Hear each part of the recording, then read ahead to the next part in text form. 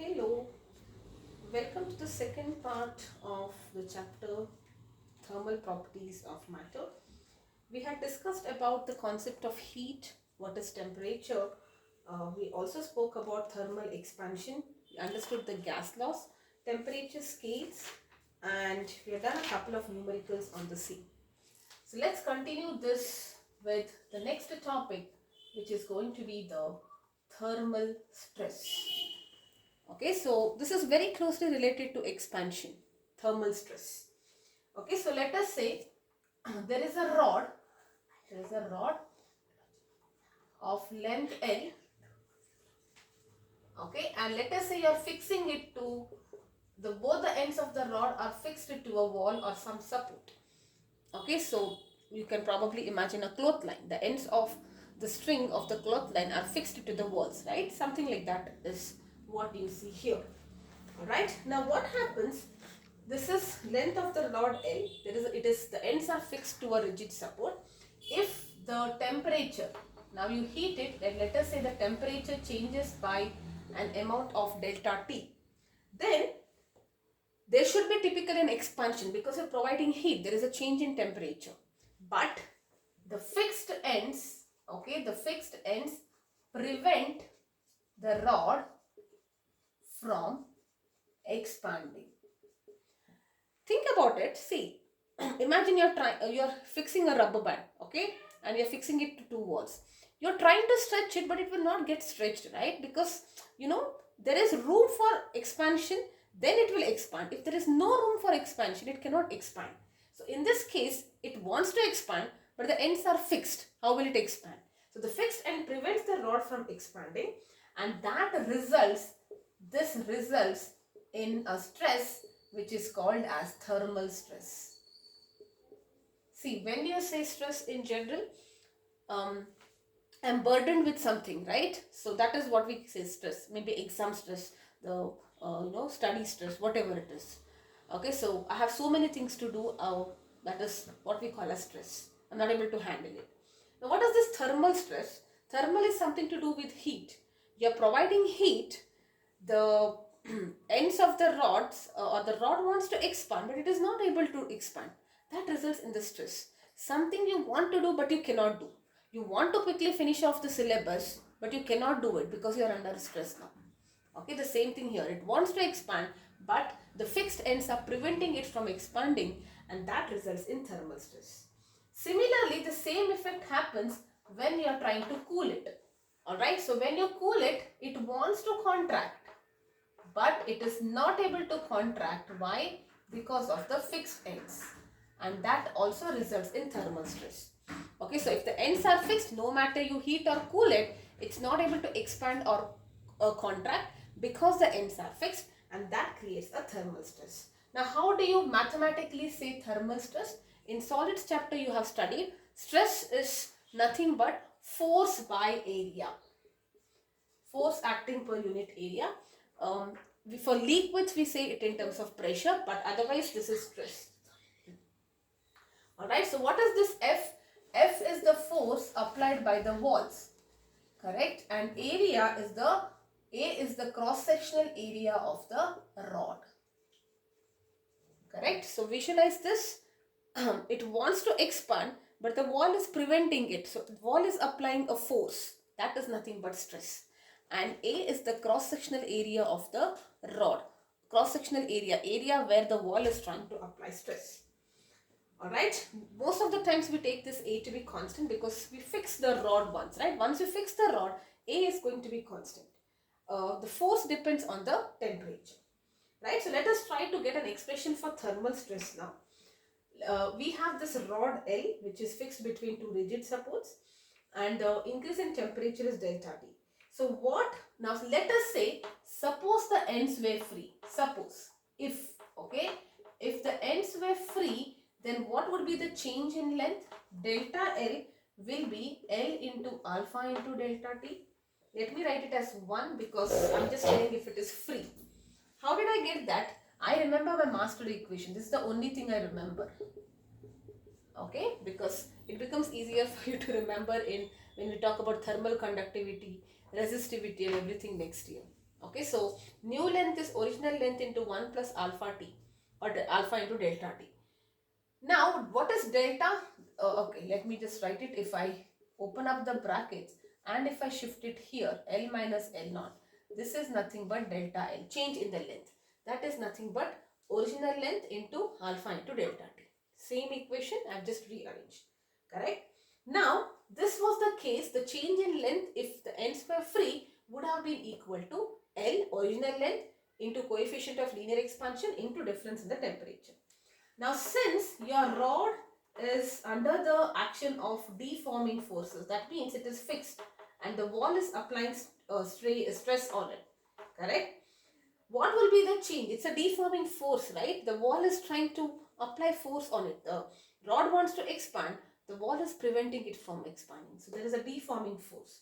And what will be this deforming force if it is lengthwise? We have something called as Young's modulus. Remember, Young's modulus Y is nothing but linear stress by strain, strain along the length, correct? Longitudinal stress by longitudinal strain.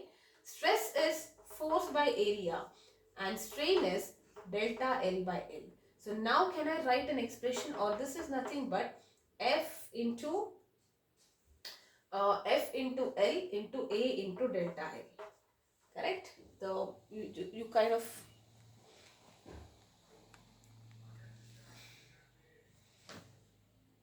yes, okay, you kind of rearrange. This is what you get, F into L, A into delta L, that is Y. So what will be your delta L2 now? I'll just write it as L2. Isn't it AY by FL?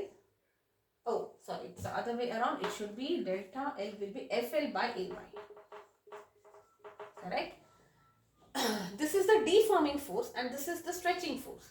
So they both are equal and opposite in magnitude, correct? So I can write, okay, so what is this? This is normal. If the ends we see, what is the expansion? Change in expansion. Because of the deforming forces which is created by the wall, what will be the Young's modulus? How do you calculate the Young's modulus of that material? Stress by strain. Stress is this much, strain is this much. You rearrange, get in terms of L2. Now you know delta L1 is minus of delta L2. Correct? So if I do that, let us write it. L alpha delta T is F into L minus, you have to put, divided by AY. L and L gets cancelled. So finally, what is your F by A? It is nothing but, oh, L and L gets cancelled, yes. It is nothing but minus alpha Y into delta T. F by A is Y, you shift it here, alpha Y into delta T. Okay, so uh, alpha Y into delta T. This is the expression for the thermal stress. Thermal stress is F by A, right? So if I know the Young's modulus, if I know the coefficient of linear expansion for that particular solid, and if I know coefficient of linear material will be given to you, Young's modulus will be given to you, I can know how much I need to heat. So for that difference in temperature, what is the thermal stress? I can easily calculate it. Okay, minus alpha Y into delta. This is the expression for thermal stress. Okay, so thermal stress is something where it wants to stretch but it is not able to. That creates end stress because the ends are fixed. Alright, let's quickly take up a question.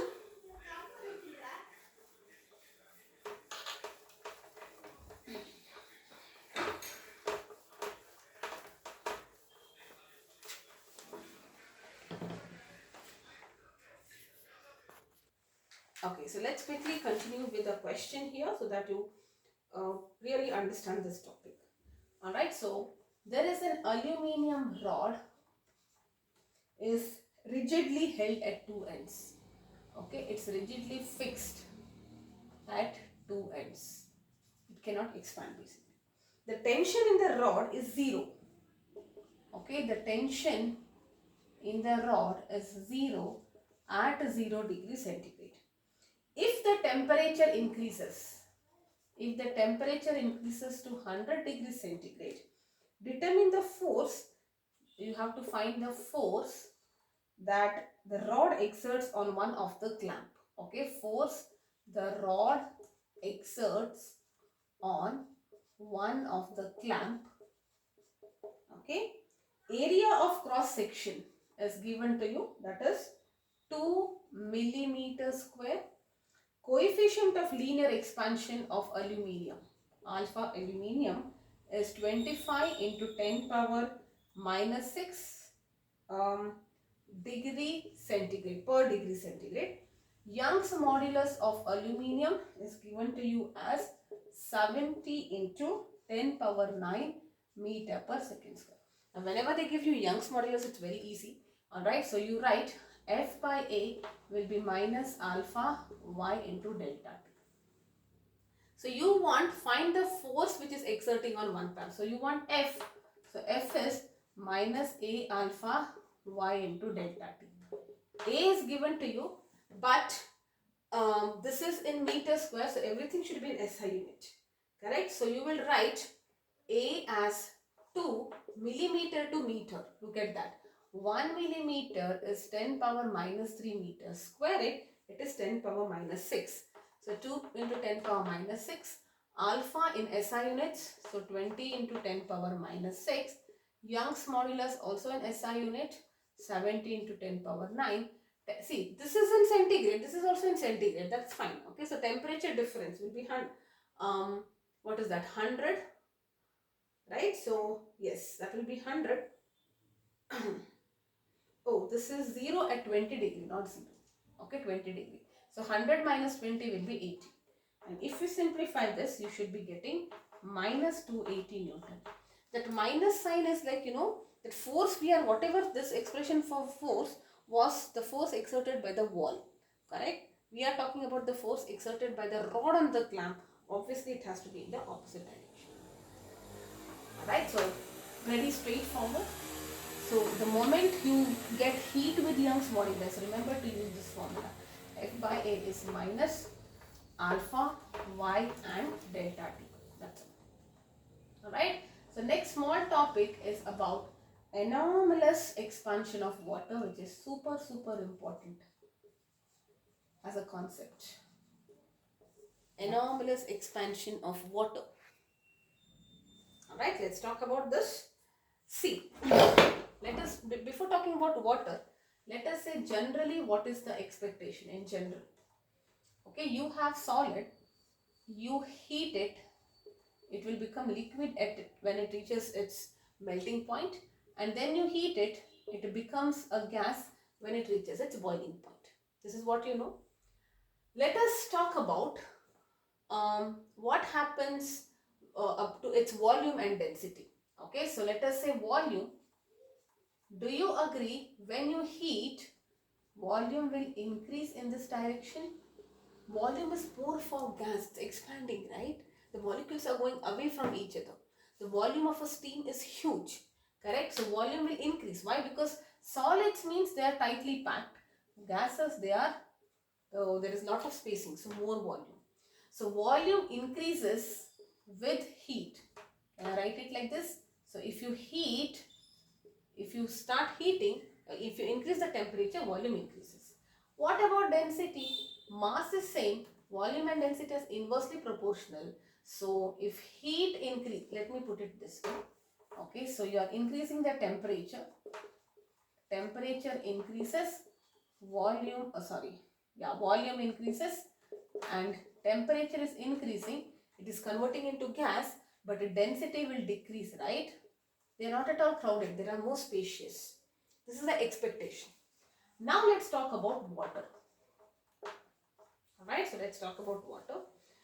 Let us talk about the rivers, like your cooling. Okay, so let us talk about cooling, or maybe I have given this the other way around, right? So let me not write again about cooling. Let's now talk about water. Let us say this water is at room temperature. Room temperature is 25 degrees centigrade. Let us talk about it. It can be anything, whatever is the current temperature. And now I am started to cool it. Cooling means the molecules are losing energy and they are coming closer. Correct? So cooling means what is happening? Temperature is decreasing. So if the temperature decreases, volume should decrease and density should increase. Correct? Temperature increases, density decreases. Temperature is decreasing, you are cooling it now. Correct? So volume decreases and density will increase. It's like, the molecules are losing energy, they cannot vibrate and expand, they're coming closer and closer, density will increase. Now let us say you are cooling it, and at a 4 degrees centigrade, it will have the maximum density, or in other words, minimum volume. Now if you further cool, let's say at 3 degree, now what is the expectation? It's a regular trend, right? Temperature is further gone down, the molecules are further losing energy, so they should be more coming more closer. But instead, in the case of water, it should have increased, density should have increased, but it will increase only up to 4 degree, it becomes maximum, and then it decreases, density reduces, and volume will increase now. Okay, and this continues up to 0 degree. Okay, so 0 degree volume is a little more and density is even more lesser.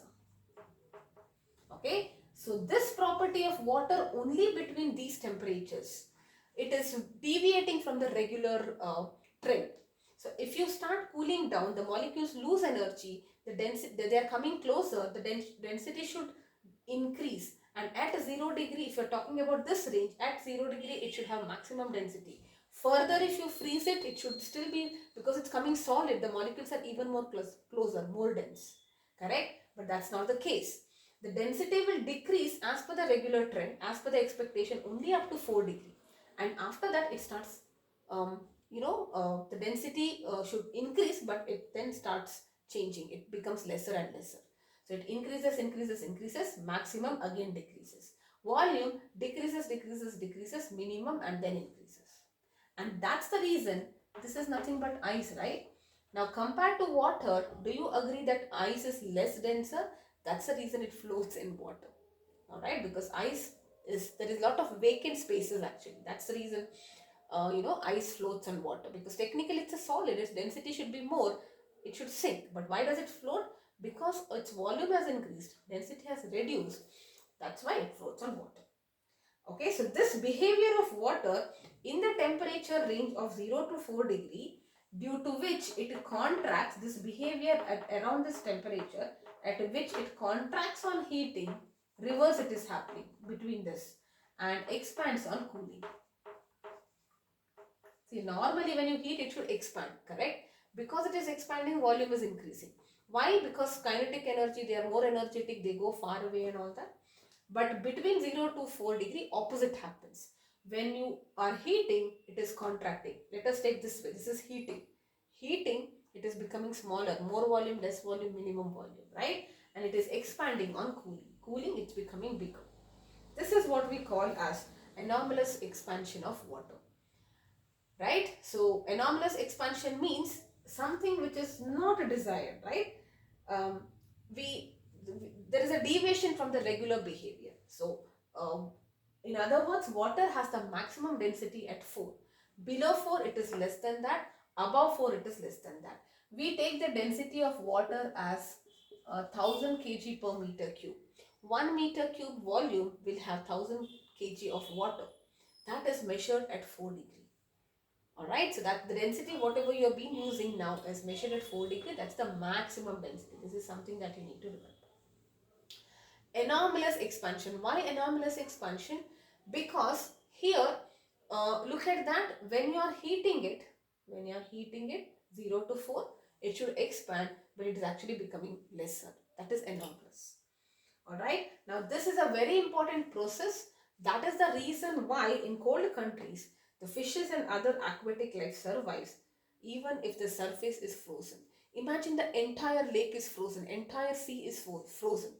How will the aquatic life? They cannot swim in the ice, right? They can swim in water, correct?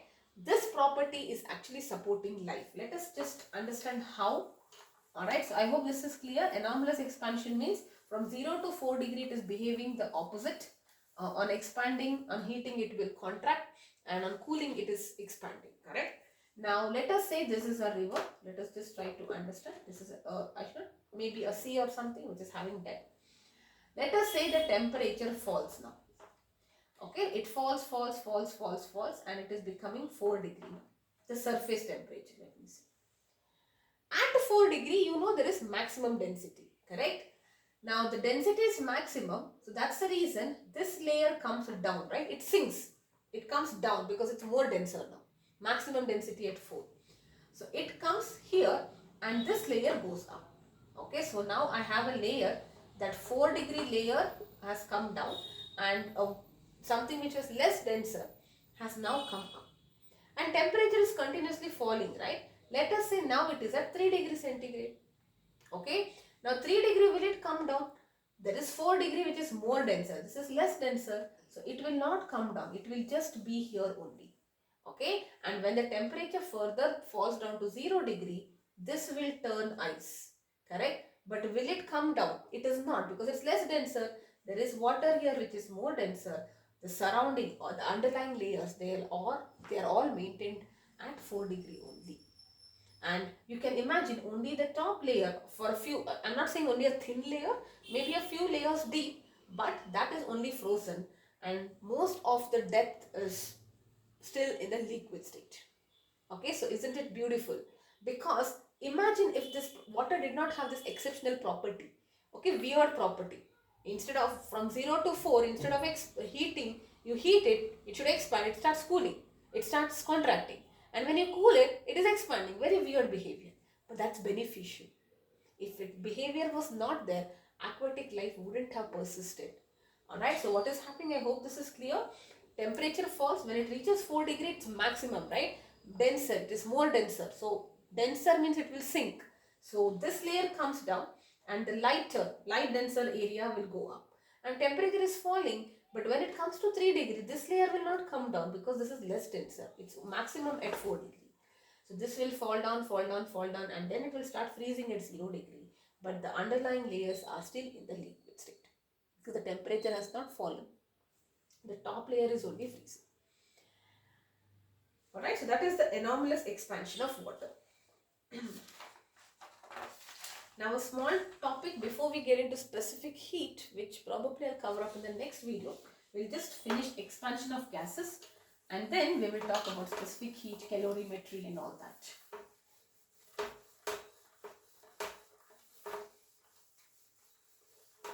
Yes. So the next small topic is going to be expansion of gases. Okay. Now at ordinary temperature or at any temperature, okay, if you are having a solid, a liquid and a gas all at the same temperature, gases expand more. Okay, because the molecules are already separated by a larger distance. If you are supplying heat or at the given temperature, they have a capacity to expand more. Right? In the case of liquid, the coefficient of volume expansion is relatively independent of temperature. We had seen that, right? This graph, you remember? Okay, so when the temperature is decent, the coefficient of volume, gamma, is nearly constant, independent of temperature. Right? It becomes constant. But in the case of gases, it depends on the temperature because gases can expand even more. Correct? Consider it this way, that for liquids, there is a limit to which they can expand. After that, no matter you provide heat, they cannot expand further. But gases can expand more. So I can say that gamma is not dependent on temperature for gases. But gamma depends on temperature gamma is independent. Okay, so 1 minute. Gamma is independent of temperature for liquids and solids, but it is dependent on temperature for gases because even at a higher temperature they can still expand. Okay, now you have this ideal gas equation. PV is nRT, correct? Now if you keep pressure constant, right, at constant pressure is constant. Okay, so let me write here. If you keep pressure constant, what will be the change in volume? Can I write it like this? If there is change in temperature, there will be change in volume. Charles' law. Correct? If you are increasing temperature, there is a change in temperature. Volume will also change. So there is a change in volume. Now if you divide this two, okay, this is 1 and this is 2. If I do 2 by 1, what do you get? Delta V by V. P and P gets cancelled. This and this gets cancelled. Is delta T by T. Correct? Or I can also write delta V by V delta T is 1 by T. And what is this? Think about it. I just now told you a while ago that delta L is L into alpha into delta T. Similarly, delta V is V into gamma into delta T. So, delta V by delta T is gamma. So, gamma is inversely proportional to temperature for an ideal gas. Okay, so this is for ideal gas. That means if temperature is increasing, coefficient of volume expansion will decrease. Now, if you put the temperature to 0 degree centigrade, that is 273 Kelvin. So, what is 1 by 273? Right? 1 by 273 will come up to 3.7 into 10 power minus 3, and this value is less for if you compare it to solids and liquids. Alright, so what does it tell you? That gases have general ability to expand more, and even if you increase the temperature, they go on expanding. They will it's not like it becomes independent and it becomes constant. And the relationship between gamma and temperature is this: the temperature increases, gamma what is the meaning of gamma now? If you say gamma, delta V by B by delta T. So for a per degree rise, how much is the change? If gamma is less, it means that the change is less. It's not able to expand more. Correct? So when the temperature is more, gamma is less. That means at a higher temperature, it is not able to expand more, but it can still expand. I hope this part is clear. Alright, so that's it. I will probably end this video here because this topic is complete. The next topic deals with specific heat, latent heat and calorimetry principles. And the last part will be about heat transfer, where we will talk about conduction, convection and radiation and Newton's law of cooling and all that. And that should be the end of the chapter. Yes, bye-bye for now.